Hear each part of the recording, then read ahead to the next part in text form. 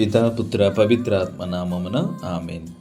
క్రీస్తునాని యందు ప్రియ సహోదరి సహోదరులారా, 15వ సామాన్య ఆదివార వాక్య ధ్యానాంశమునకు మిమ్మందరూ కూడా ప్రేమపూర్వకముగా ఆహ్వానిస్తున్నాను. ముందుగా దేవుని యొక్క వాక్యాన్ని ధ్యానం చేసే ముందు ఒక చిన్న ప్రశ్న ద్వారా ఈరోజు యొక్క వాక్యాన్ని ధ్యానం చేద్దాం. దేవుని వాక్యాన్ని చదవటము మరియు వినటం వల్ల ఏమి జరుగుతుందని మనము ఆశిస్తున్నాము. కొన్నిసార్లు దేవుని యొక్క వాక్యాన్ని చదవటం లేదా వినటము పరివర్తన వాస్తవికత కంటే శ్రమతో కూడిన ఆచారం వలె కనిపిస్తుంది. ఈరోజు మనం చదువుబోతున్నటువంటి దివ్యగ్రంథ పట్టణాలన్నీ కూడా దేవుని వాక్యం మనలను మార్చగలదని, పునరుద్ధరించగలదని, ప్రోత్సహించగలదని మరియు శక్తివంతము చేయగలదని స్పష్టంగా చెబుతున్నాయి. దేవుని వాక్యాన్ని నమ్మకముగా మరియు శ్రద్ధగా స్వీకరించడం నుండి మనం గొప్ప విషయాలను ఆశ్రయించడం ప్రారంభించాలి. ఈరోజు క్రీస్తు ప్రభు చెప్పిన విత్తువాని ఉపమానము కేవలం వ్యవసాయం గురించి చెప్పే కథ మాత్రమే కాదు. ఇది మన జీవితాన్ని, మన హృదయాన్ని, దేవునితో మన సంబంధాన్ని ప్రతిబింబించే ఆధ్యాత్మికమైనటువంటి పాఠం. ఈ ఉపమానంలో ప్రధానమైనది మన హృదయమే అని మనం గ్రహించాలి. అందుకే యేసు మన ముందు ప్రశ్న ఉంచుతున్నారు. అదేమిటంటే, దేవుని వాక్యం పడుతున్న నేల లాంటి నా హృదయము ఎలా ఉంది? విత్తువాడి ఉదారత మనలను ఆశ్చర్యపరుస్తుంది. మంచి నేలలో మాత్రం విత్తనాలు చల్లకుండా కాలిబాటపై, రాతి నేలపై, ముళ్ళ పొదలలో కూడా చల్లుతాడు. మానవ దృష్టికి అది వృధా ప్రయత్నంలా అనిపించవచ్చు, కానీ దేవుని ప్రేమ ఎప్పుడూ లెక్కలు వేయదు. ఆయన ప్రతి హృదయములోనూ ఆశను చూస్తారు. ప్రతి మనిషికి మార్పు అవకాశం ఇస్తారు. పునీత జాన్ క్రిసోస్టమ్ గారు చెప్పినట్లుగా, దేవుడు ఏ హృదయాన్ని శాశ్వతంగా తిరస్కరించాడు, ఎందుకంటే ఆయన కృప రాతి హృదయాన్ని మృదువుగా చేయగలదు.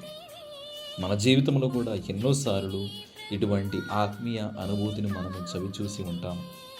మనం ఎన్నిసార్లు దేవుని యొక్క వాక్యానికి, దేవుని యొక్క ప్రేమకు దూరముగా జీవించిన మరలా తన యొక్క దివ్యమైనటువంటి శక్తితో, వాక్కుతో మరలా సరైన మార్గములు నడిపిస్తూ ఉంటుంటారు. ఈరోజు మనం చదివినటువంటి ఉపమానంలో 4 రకాలైనటువంటి నేలను మనం చూస్తాము. ప్రతి ఒక్క నేలను మన యొక్క హృదయానికి, మన యొక్క ప్రవర్తనను, మన యొక్క ఆధ్యాత్మిక జీవితానికి ఆపాదించుకొని మనము దేవుని యొక్క వాక్యాన్ని ధ్యానం చేద్దాం. మొట్టమొదటిగా త్రోవ ప్రక్కన ఉన్నటువంటి నేల. దీన్ని మన గట్టి హృదయము, దేవుని యొక్క వాక్యాన్ని స్వీకరించిన నేలగా పరిగణించవచ్చు. మత్తయి సువార్త 13వ అధ్యాయము 13వ వచనం నుంచి 15వ వచనం వరకు మన వాక్యాన్ని చదివినట్లయితే మనకు ఒక చిన్న వాక్యాలు మనం చూడవచ్చు. ఏమిటి అంటే, ఎంతగా విన్నను మీరు గ్రహింపరు, ఎంతగా చూసినను మీరు గమనింపరు. ఈ మాటలు దేవుడు మనల్ని ఖండించడానికి చెప్పినవి కావు. ఇవి ఒక ప్రేమగల వైద్యుడు రోగి పరిస్థితిని వివరించినట్లుగా చెప్పిన మాటలు. యేసు మన హృదయ స్థితిని మన ముందు ఉంచుతున్నాడు. ఎందుకంటే వ్యాధిని గుర్తించినప్పుడే చికిత్స ప్రారంభమవుతుంది. హృదయం గట్టిపడితే దేవుని యొక్క వాక్యం లోపలికి ప్రవేశించదు. విత్తనము మంచిది అయినప్పటికీ నేల గట్టిగా ఉంటే అది మొలకెత్తదు. సువార్తలో మనము ఒక చిన్న పదాన్ని చూస్తాము. గ్రీకు భాషలో పక్యూనో అనగా అర్థము మందబుద్ధిగా, స్పందన కోల్పోయినట్లుగా, సత్యాన్ని స్వీకరించలేని స్థితికి చేరుకున్న హృదయాన్ని సూచిస్తూ ఉంటుంది. ఈ నేల ఆ విధంగానే మనము అర్థం చేసుకోవచ్చు.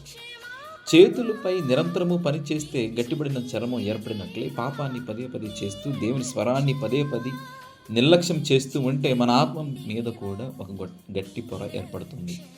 ఆ తర్వాత దేవుడు ఎంత మృదువుగా మాట్లాడినా ఆ హృదయము స్పందించదు. యెషయా ప్రవక్త చెప్పినటువంటి విధముగా మనము యెషయా గ్రంథము 48వ అధ్యాయము 4వ వచనములో ఒక వాక్యాన్ని చదువుతాం. మీరు మొండివారని నేనెరుగుదును, నీ మెడ ఇనుప నరమనియు, నీ నుదురు ఇత్తడిదనియు నేను ఎరుగుదును. ఎంతో బలమైన మాటలు. మెడ ఇనుప వలె ఉందంటే దేవుని వైపు చూడదు, దేవుని వైపు తల వంచదు. నుదురు ఇత్తడిలా ఉందంటే సత్యం లోపలికి చొచ్చుకొని పోదు. ఇది శారీరక మొండితనము కాదు, ఆధ్యాత్మిక మొండితనము. దేవుడు ఎంత పిలిచినా వినకూడదని నిర్ణయించుకున్న మనస్థితి. బైబిల్లో దీనికి అనేక ఉదాహరణలు కనిపిస్తాయి. ఫరో రాజు పదే దేవుని యొక్క అద్భుతాలను చూశాడు. నైలు నది రక్తముగా మారింది. చీకటి దేశమంతా కమ్ముకుంది. మొదటి సంతానము మరణించింది. అయినప్పటికీ అతని హృదయము మారలేదు. నిర్గమకాండము 7వ అధ్యాయం 14వ వచనం. సమస్య అద్భుతాలేమి కాదు, సమస్య హృదయ కఠినత్వము, కాఠిన్యత. అలాగే యేసు కాలములో పరిసయ్యులు అందులకు చూపు వచ్చినదని చూశారు, కుంటివారు నడవడం చూశారు, లాజరు మరణం నుండి లేవనెత్తబడడం చూశారు. అయినప్పటికీ కూడా వారు విశ్వసించలేదు. ఎందుకంటే అద్భుతం కన్నా బలమైనది వారి గర్వం. మన జీవితంలో కూడా ఈ ప్రమాదం చుచ్చుకొని ఉంది. మొదట్లో ఒక చిన్న పాపం మన మనస్సాక్షిని బాధిస్తుంది. రెండోసారి అదే పాపం చేస్తే బాధ కొంచెం తగ్గుతుంది. మూడోసారి అది అలవాటు అవుతుంది. చివరకు అది పాపం అనే భావన కూడా పోతుంది. ఇదే హృదయము గట్టిబడి ప్రక్రియ. మొదట దేవుని స్వరం స్పష్టంగా వినిపిస్తుంది, తర్వాత మెల్లగా వినిపిస్తుంది, చివరకు మనమే వినకూడదని నిర్ణయించుకుంటాం. ఈ కారణంగానే యేసు వారి తమ కళ్ళను తామే మూసుకుంటున్నారు, తమ చెవులను తామే మూసుకున్నారు అని అంటున్నారు. దేవుడు వెలుగును దాచలేదు, మనమే కళ్ళను మూసుకున్నాం. అయితే సువార్త మనకు నిరాశను కాదు, ఆశను అందిస్తుంది. ఎందుకంటే గట్టి హృదయాన్ని కూడా దేవుడు మార్చగలడు. మనము ఏజికేలు ప్రవక్త ద్వారా వింటాము. దేవుడు ఒక అద్భుతమైనటువంటి వాగ్దానం చేశారు. ఏజికేలు గ్రంథంలో 36వ అధ్యాయము 26వ వచనంలో, మీకు నూతన హృదయాన్ని దయచేయదును, నూతన ఆత్మను మీలో నుంచెదను, మీ నుండి రాతి గుండెను తొలగించి మీకు మాంసపు గుండెను దయచేయుదును. మనల్ని మనం పూర్తిగా మార్చుకోలేం, కానీ దేవుని కృప మన హృదయాన్ని మళ్ళీ సున్నితం చేస్తుంది. పశ్చాత్తాపం మన గట్టితనాన్ని పగలగొడుతుంది. పవిత్రత ఒప్పుకోలు మన ఆత్మను శుభ్రం చేస్తాయి. దివ్యబలి మన హృదయాన్ని పోషిస్తుంది. దేవుని వాక్యం మనలో క్రొత్త జీవాన్ని కలిగిస్తుంది. ప్రార్థన మన హృదయాన్ని మృదువుగా చేస్తుంది. ఈరోజు ఈ సువార్తలో మనలో ప్రతి ఒక్కరిని ఒక ప్రశ్న అడుగుతుంది. నా హృదయం ఇంకా దేవుని స్వరాన్ని వినగలుగుతుందా? లేక పాపం, గర్వం, నిరాశ, స్వార్థం, క్షమించలేని మనస్తత్వం వల్ల గట్టిపడిందా? ప్రతి దివ్య బలిలో దేవుడు తన వాక్యాన్ని మన హృదయంలో నాటుతున్నాడు. ఆ విత్తనం ఫలించకపోతే కారణం వాక్యంలో లేదు, మన హృదయము సిద్ధంగా లేకపోవటంలోనే ఉంది. రెండవదిగా రాతి నేల, వేలు లేని హృదయమును సూచిస్తుంది. యేసుప్రభు చెప్పిన ఉపమానంలో రాతి నేలలో పడిన విత్తనము దేవుని వాక్యాన్ని విని వెంటనే ఆనందంతో స్వీకరించే వ్యక్తిని సూచిస్తుంది. ఆరంభములో అతని విశ్వాసం ఎంతో ఉత్సాహముగా కనిపిస్తుంది. దేవుని వాక్యం విన్నప్పుడు హృదయం ఆనందంతో నిండిపోతుంది. ప్రార్థనలు, ఆరాధనలు, ఆధ్యాత్మిక సమావేశాలు, సువార్త సందేశాలు అన్నీ అతనికి ఎంతో ఇష్టముగా ఉంటాయి. కానీ ఆ ఆనందం లోతైన విశ్వాసంపై కాకుండా కేవలము భావోద్వేగాలపై ఆధారపడినట్టుగా ఉంటుంది. అందుకే అతని విశ్వాసానికి బలమైన వేర్లు ఉండవు. రాతి నేలలో మొలిచిన మొక్క మొదటిగా పచ్చగా కనిపిస్తుంది, కొంతకాలం బాగానే పెరుగుతున్నట్లు అనిపిస్తుంది. అయితే దాని వేరు లోతుగా చొచ్చుకొనిపోలేవు. ఎండ తీవ్రంగా వచ్చినప్పుడు లేదా బలమైన గాలి వీచినప్పుడు అది వెంటనే వాడిపోతుంది. అలాగే లోతైన విశ్వాసము కూడా పరీక్షలు, కష్టాలు, బాధలు ఎదురైనప్పుడు నిలబడలేకపోతుంది. సుఖకాలంలో దేవుని స్తుతించేవారు కష్టకాలంలో మాత్రం విశ్వాసాన్ని కోల్పోయే ప్రమాదం ఉంది. దేవుని వాక్యం మనను ఓదార్చడమే కాదు, మన జీవితాన్ని మార్చడానికి కూడా వస్తుంది. అది మన పాపాలను గుర్తు చేస్తుంది, పశ్చాత్తాపానికి పిలుపునిస్తుంది, క్షమించమని బోధిస్తుంది, స్వార్థాన్ని విడిచిపెట్టమని కోరుతుంది. ఈ సవాలును అంగీకరించడానికి సిద్ధంగా లేని వారు దేవుని వాక్యాన్ని కొంతకాలం మాత్రమే అనుసరిస్తారు. వాక్యం తమ జీవితాన్ని సరిదిద్దాలని ప్రయత్నించినప్పుడు వారి వెనక్కి తగ్గిపోతారు. యేసు చెప్పిన శ్రమలు మరి హింసలు అనేవి కేవలం శారీరక బాధలు మాత్రమే కాదు. నేడు క్రైస్తవ విలువలను పాటించినందుకు అపహాస్యం ఎదురు కావచ్చు, నిజాయితీగా జీవించినందుకు నష్టాలు రావచ్చు, కుటుంబ సభ్యులు, స్నేహితులు లేదా సమాజం నుండి వ్యతిరేకత రావచ్చు. కొన్నిసార్లు ప్రార్థన చేసిన వెంటనే ఫలితము కనిపించకపోవచ్చు. అలాంటి సందర్భాల్లో వేలు లేని విశ్వాసం క్రమంగా ఎండిపోతుంది. చెట్టును నిలబెట్టేది దాని కొమ్మలు మాత్రమే కాదు, లోతుగా విస్తరించిన వేర్లు. అలాగే క్రైస్తవ జీవితాన్ని నిలబెట్టేది బాహ్య ఉత్సాహం కాదు, ప్రార్థన, దివ్యగ్రంథ పఠనాలు, పరిశుద్ధమైనటువంటి దేవుబలి పూజ, పవిత్ర సంస్కారాలు, మరి దేవునితో వ్యక్తిగత అనుబంధము, ఈ ఆధ్యాత్మిక సాధనాలే మన విశ్వాసానికి లోతైన వేరులుగా మారతాయి. మన జీవితంలో బాధలు రావడం సహజం. అనారోగ్యము, ఆర్థిక ఇబ్బందులు, కుటుంబ సమస్యలు, అపవాదులు, అపజయాలు, హింసలు ఇవన్నీ విశ్వాసాన్ని పరీక్షించే సందర్భాలు. అయితే క్రీస్తులో వేర్లు పాతుకున్నవారు ఈ తుఫాను మధ్య కూడా కదలరు. వారి విశ్వాసం మరింతగా బలపడుతుంది, దేవునిపై వారి నమ్మకం మరింత లోతుగా మారుతుంది. విత్తువాని ఉపమానంలో 3వ నేల ముళ్ళ నేల. ఈ నేల గురించి యేసు లోతైన హెచ్చరిక చేస్తున్నారు. మత్తయి సువార్త 13వ అధ్యాయము 22వ వచనములో, ముండ్ల పొదలలో పడిన విత్తనములను పోలినవాడు సందేశమును వెంటనే ఆలకించును, కానీ ఐహిక విచారము ధన వ్యామోహము దాన్ని అణిచివేయను, కనుక వాడు నిష్ఫలుడగును అని క్రీస్తు ప్రభు చెబుతున్నారు. మార్కు సువార్తలో కూడా 4వ అధ్యాయం 19వ వచనములో, లూకా సువార్త 8వ అధ్యాయం 14వ వచనంలో కూడా మనం చదువుతాం. ఈ 3 సువార్తలు కలిపి చూస్తే ఒక స్పష్టమైన చిత్రం మన ముందుకు వస్తుంది. మన హృదయము దేవుని వాక్యాన్ని తిరస్కరించదు, కానీ దానికి స్థలం ఇవ్వదు. ముళ్ళ నేలలో ఒక ముఖ్యమైన విషయం మనం గమనించాలి. ఇక్కడ విత్తనము మొలకెత్తింది, అది జీవించింది, కానీ ఎదగలేదు. ముళ్ళు విత్తనాన్ని ఒక్కసారిగా చంపలేదు, నెమ్మదిగా రోజు రోజుకి దానిని జీవశక్తిని హరించి వేస్తాయి. ఇదే విధంగా లోక శక్తులు లేకపోతే లోక ఆసక్తి కూడా మన విశ్వాసాన్ని ఒక్కరోజులో నాశనం చేయవు. అవి నెమ్మదిగా దేవుని స్థానాన్ని ఆక్రమిస్తాయి. మొదట ప్రార్థనకు సమయం తగ్గుతుంది, తర్వాత బైబిల్ చదవడం తగ్గుతుంది, తర్వాత దివ్య బలిలో ఏకాగ్రత తగ్గుతుంది. చివరకు దేవుడు జీవితంలో ఒక ముఖ్యమైన వ్యక్తి కాదు, అవసరమైనప్పుడు మాత్రమే గుర్తుకు వచ్చే వ్యక్తిగా మారిపోతాడు. ఈ భాగంలో ప్రత్యేకంగా చెప్పవలసిన విషయము దైవ స్మరణ లేకపోవడం. నేటి ప్రపంచంలో మనిషి పెద్ద సమస్యను దేవుని తిరస్కరించడం కాదు, దేవుని మర్చిపోవడమే. ఇప్పుడు ఇక్కడ మనం చాలా బిజీగా ఉన్నాం. ఉదయం లేవగానే ఫోన్ చూస్తాం, వార్తలు, సందేశాలు, సామాజిక మాధ్యమాలు, పనులు, సమావేశాలు, కుటుంబ బాధ్యతలు, రోజంతా ఏదో ఒకటి మన దృష్టిని ఆకర్షిస్తూనే ఉంటాయి. సాయంత్రానికి మన శరీరం అలసిపోతుంది, మనసు చెల్లాచెదురవుతుంది. దేవుని కోసము కొద్దిసేపు నిశ్శబ్దముగా కూర్చోవడానికి కూడా మనకు సమయం ఉండదు. సమస్య సమయం లేకపోవటం కాదు, మన హృదయములో స్థలం లేకపోవటం.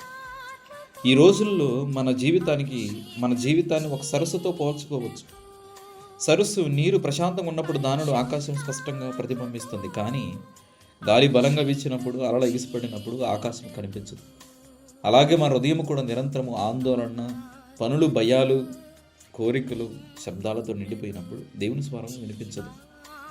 దేవుడు మాట్లాడటం ఆపడు, కానీ మనలో నిశ్శబ్దం ఉండదు. ప్రపంచం మనకు ఇప్పుడు ఒక అత్యవసర పరిస్థితిని సృష్టిస్తుంది. ఫోన్ మోగుతుంది, ఒక సందేశం వస్తుంది, ఇంకొక పని ఎదురవుతుంది, మరొక సమావేశం, మరొక ఆందోళన. జీవితం మొత్తం అలారంలకు స్పందిస్తూ గడిచిపోతూనే ఉంటుంది. కానీ దేవుని యొక్క స్వరాన్ని ఎంతవరకు మనము ఆలకిస్తున్నాము? మనతో మాట్లాడినటువంటి దేవుని యొక్క స్వరాన్ని మనం వినగలుగుతున్నామా ఇటువంటి గందరగోళములు అని మనం ఒకసారి ఆలోచన చేసుకోవాలి. పునీత అగస్త్యని గారు ఒక మాట చెప్తారు, దేవుడు ఎప్పుడు మనకు దగ్గరగానే ఉంటాడు, కానీ మనమే అనేక విషయాలలో అంతగా మునిగిపోతాం కాబట్టి ఆయనను గమనించలేము. ఇది మన కాలానికి ఎంతో నిజమైన మాట. మన ప్రపంచం గురించి చాలా తెలుసుకుంటున్నాం, కానీ దేవుని గురించి ఆలోచించడానికి సమయం లేదు. ప్రతి వార్త మనకు తెలుసు, కానీ ఈరోజు దేవుడు మనతో ఏమి మాట్లాడాడో తెలియదు.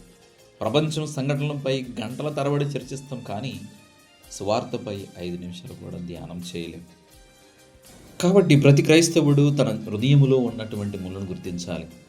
నాకు దేవుని నుండి దూరం చేస్తున్నది ఏమిటి? నన్ను దేవుని నుండి దూరం చేస్తున్నది ఏమిటి? ధనమా, సామాజిక మాధ్యమాల, ఉద్యోగ ఒత్తిడా, క్షమించలేని మనస్తత్వమా, భవిష్యత్తుపై ఉన్నటువంటి భయమా? ప్రతి హృదయములో ముళ్ళు ఒకేలా ఉండవు, కానీ ప్రతి హృదయములో వాటిని తొలగించాల్సిన అవసరం ఉంది. చివరిగా విత్తువాని ఉపమానంలో చివరిగా యేసు మనకు ఆశను, ఆనందాన్ని, విజయం యొక్క రహస్యాన్ని చూపిస్తున్నారు. సమృద్ధిగా ఫలించటము, మంచి నేలగా మారిన హృదయం. మొదటి 3 నేలలు విఫలమైనట్లు కనిపించినప్పటికీ 4వ నేల దేవుని కృప యొక్క అద్భుతాన్ని తెలియజేస్తుంది.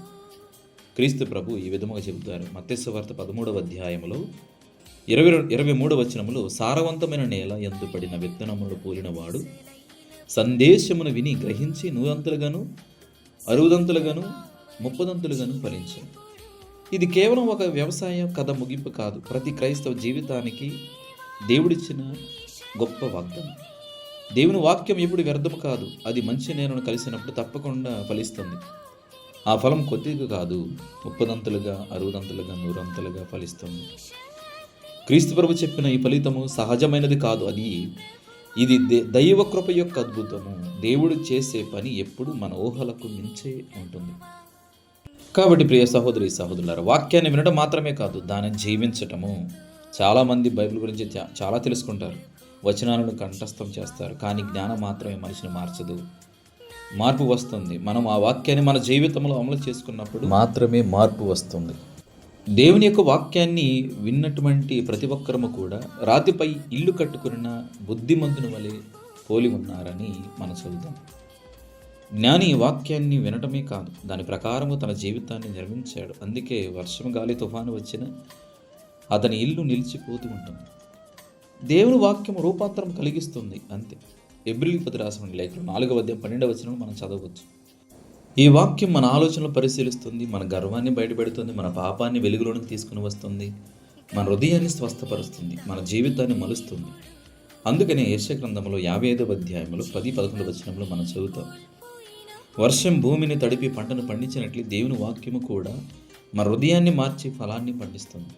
ప్రశ్న వాక్య శక్తిలో లేదు, మన హృదయ సిద్ధతలో ఉంటుంది. చివరికి ఒక మాటలు చెప్పాలి అంటే దైవ ఫలం అంటే ఏమిటని మనం ఆలోచన చేస్తే గనక మారిన జీవితం అని మనం చెప్పుకోవచ్చు. కోపిష్టి మనిషి సహనశీలిగా మారటము, స్వార్థపరుడు సేవకుడిగా మారటము, ద్వేషించే హృదయము క్షమించే హృదయముగా మారటము, నిరాశలో ఉన్నవాడు ఆశతో జీవించడము, ప్రార్థన చేయని వ్యక్తి దేవునితో స్నేహం చేయటము, భయపడే వ్యక్తి విశ్వాసముతో నిలబడటం. వీటిని ఇంకా లోతుగా అర్థం చేసుకున్నట్లయితే పునీత పౌలు గారు గలతీయులకు రాసిన లేఖలో 5వ అధ్యాయము 22వ వచనము 23వ వచనంలో మనం చదవచ్చు. ఈ ఫలాలు మన శ్రమ వల్ల మాత్రమే కావు, ఇవి దేవుని వాక్యము మరియు పరిశుద్ధాత్మ మనలో పనిచేసినప్పుడు అనుగ్రహించబడతాయి. కాబట్టి ప్రియ సహోదరి సహోదరులారా, మనము ఎటువంటి నేలను పోలి మనము జీవిస్తున్నాము, మన హృదయాలు ఏ విధముగా ఉన్నాయని ఒకసారి ఆత్మ పరిశీలన చేసుకోవాలి. కాబట్టి ఈరోజు మనందరము కూడా నిజాయితీగా మనమే ప్రశ్నించుకోవాలి. దేవుని వాక్యం నన్ను ఎంతగా మార్చింది, నా కుటుంబ సభ్యులు నాలో క్రీస్తుని చూస్తున్నారా, నా ప్రార్థన నన్ను వినయవంతునిగా చేస్తుందా, దేవుని బలి పూజ నన్ను ప్రేమగల వ్యక్తిగా మారుస్తుందా, నేను కేవలం సువార్త వినేవాడినా లేక సువార్త అనుసారంగా జీవిస్తున్నానా. ఒక చెట్టును దాని ఆకులను బట్టి కాదు, దాని ఫలాలను బట్టి గుర్తిస్తారు. అలాగే క్రైస్తవుని కూడా అతని మాటలను బట్టి కాదు, అతని జీవితాన్ని బట్టి ప్రపంచం గుర్తిస్తుంది. ప్రార్థన. ప్రభువా, నా హృదయాన్ని మంచి నేలగా మార్చుము. నీ వాక్యాన్ని నేను వినడమే కాక అర్థం చేసుకొని ప్రేమించి నా జీవితంలో ఆచరించే కృపను ప్రసాదించండి. నీ వాక్యం నా హృదయములో లోతైన వేర్లు వేసి నా కుటుంబములో, నా పరిచర్యలో, మా సంఘాలలో, మా జీవితం అంతటిలో ప్రేమ, పవిత్రత, సేవ, క్షమ, వినయమనే ఫలాలను మాకు అనుగ్రహించి మమ్మల్ని తీర్చిదిద్దండి. మేము క్రొత్త సృష్టిగా మారి మా జీవితమంతా నీ మహిమను ప్రకటించే ఫలవంతమైన నేలగా ఉన్నట్లు మమ్మల్ని దీవించి నడిపించండి. ఆమేన్. పితా, పుత్ర, పవిత్రాత్మ నామమున ఆమేన్.